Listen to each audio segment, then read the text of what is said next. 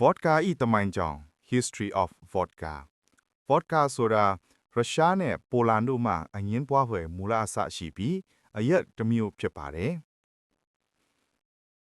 အခန်းသစ်အမီနဲ့ရှေးဦးအစ Vodka ဆိုတဲ့စကားလုံးဒီ Voda ဆိုတဲ့ဆက်လက်ဖက်စကားလုံးမှဆင်းသက်လာပြီးရေလို့အဓိပ္ပာယ်ရပါတယ်ဒါကြောင့် Vodka ဆိုတာအသေးစားရေလို့ဆိုလိုပါတယ်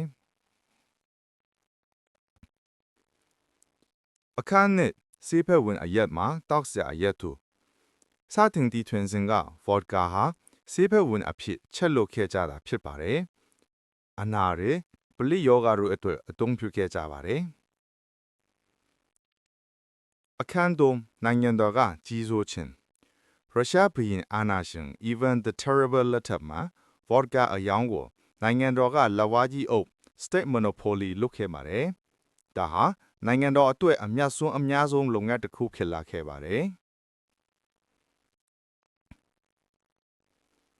အခန်းလေးခေတ်သစ် Vodka ဤဖခင်ကြီး Dmitry Mendeleev ဆိုတဲ့ရုရှားဓာတုဗေဒပညာရှင်ကြီးဟာ Vodka အတွက်စံသတ်မှတ်ချက်တွေကိုသိပ္ပံနည်းကျစမ်းသပ်ချမှတ်ပေးခဲ့ပါတယ်သူက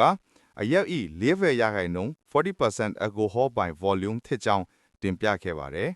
ဒါကြောင့်သူကိုခေတ်သစ် Vodka ဤဖခင်ကြီးလို့တောင်ခေါ်ကြပါတယ်အခန်းကကမ္ဘာဈေးကွက်သူဒုတိယကမ္ဘာစစ် World War II အပြီးမှာ Vodka ဟာအမေရိကန်နဲ့အနောက်တန်း Western World ကိုရောက်ရှိလာပါတယ်။ Smirnoff လို့အမှတ်တဆိုင်တွေက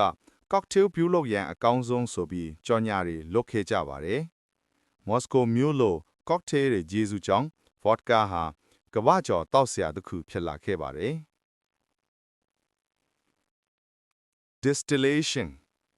ပေါင်းကန်ခြင်း Grain ကောက်ပဲတိနံ Vodka ပြုလုပ်ရမှာကြုံကို rice ဘာကိုအသုံးများပါတယ်။ Neutral spirit